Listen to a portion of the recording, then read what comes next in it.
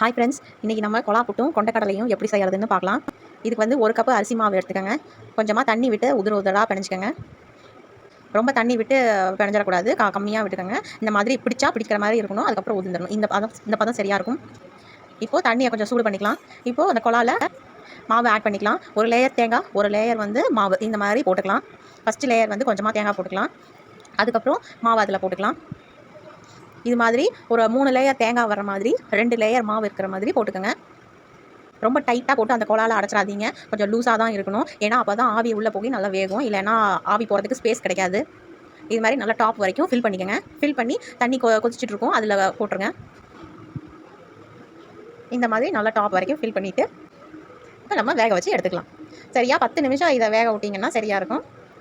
தண்ணி கொதிக்காமல் வைக்காதீங்க, கொதிக்க வச்சுட்டு அதுக்கப்புறம் வைங்க. இப்போ நம்ம இதை வெளியில் எடுத்துடலாம். சூடாக இருக்கும், அதனால் அடியில் கை வச்சு எடுக்காமல் ஏதாச்சும் ஒரு ஸ்டிக்கு வச்சு எடுங்க, இல்லைனா சுட்டுடும். பாருங்கள், நல்லா உடையாமல் அந்த ஷேப் அப்படியே மெயின்டைன் ஆகும். அவ்வளோதான், இப்போ நமக்கு கொலா புட்டு ரெடி.